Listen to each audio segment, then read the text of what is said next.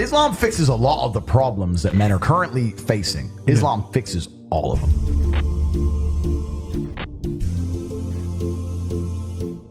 I think it's the last religion on the planet. So if it's the last true religion on the planet, then it has to be the correct one.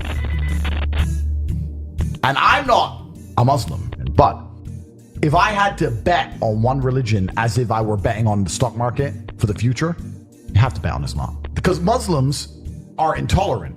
And I'm not saying that disrespectfully. Because if you're tolerant of everything, then you stand for nothing. I can walk through London with a t-shirt saying Jesus is gay and nothing will happen to me. If I did the same thing with the Islamic prophet, I'd be dead before I got to the end of the street. Boom. That's how much they believe and respect. And I respect people who stick up for what they believe in. And I've been all around the world. Some of the best countries in the world today are the first world Muslim nations. Yeah. You can go to Qatar, you can fall asleep with $1 million on your lap in the middle of the street. Nothing's going to happen. Saudi Arabia as You well. can go to Saudi, nothing will happen to you. You can go to Dubai, UAE, nothing's They going to happen. leave their to you. cars parked with the keys inside. It's so safe. Women, everyone's married. Every woman obeys her husband. Every single woman has 4, 5, 6 kids. Big families. All the things we're talking about, all the problems we have here, right? They've got none of that. None of it. Because of Islam. Women have big families. Women are exceptionally happy to do so. Society is functioning. Their population is growing, because in most Western countries, the population is declining. So we have population problems in the West. They have none of the population problems. Society starts at the smallest possible group. You have families, and families make a street, and that street makes a village, and that village makes a town, that town makes a city, and that city makes a country.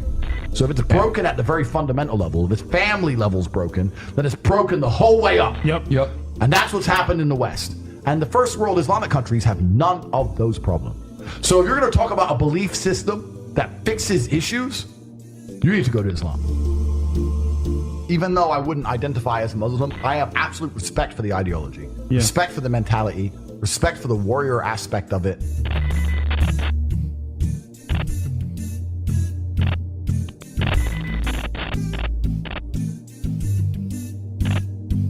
I know you're interested in Islam. Yep. So you don't have to accept this, but this is a choice. I will accept it. my English translation of the Quran. So if you wanna friend. Amazing. seek more knowledge, Thank you very much, bro. I appreciate that very, very much. Have that. I'm always out for knowledge, my friend. Thank you very, very much. My invitation to anybody is put your preconceived notions aside. Take what you may have heard about Islam, what you may have thought about it from your own faith tradition's point of view. Put all of that aside. Read the Quran neutrally and get an unbiased impression. I'm just going to read this for myself with no other influences as much as possible. At the end of the day, human beings are going to have some bias or the other, but as much as I can consciously be disconnected from bias and give it a shot and read it, I think that would be my invitation to anybody.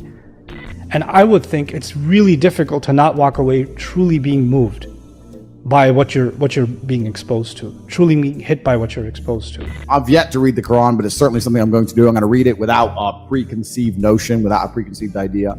And I think that's the best way to do things, because you're right. There's too much bias in the world.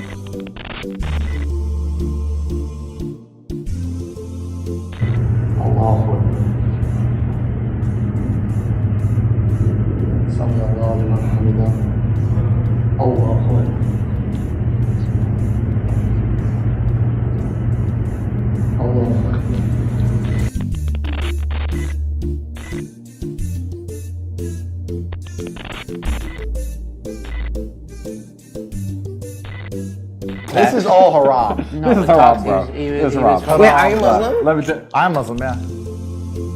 Welcome to the new Muslim Tate.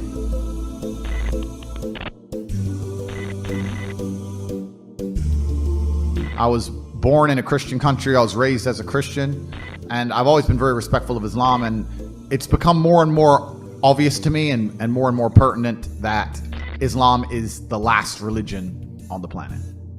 I feel like there's no other religion. People say to me, why did you convert? And I said, I don't really feel it as a conversion. It's almost like I knew God was real and now I've become religious. And also, Islam very closely reflects my personal beliefs. Through my personal life, I've learned that if you don't have standards and you're not a strong person who's prepared to defend his ideas, you will be crushed. God to me is something to be feared.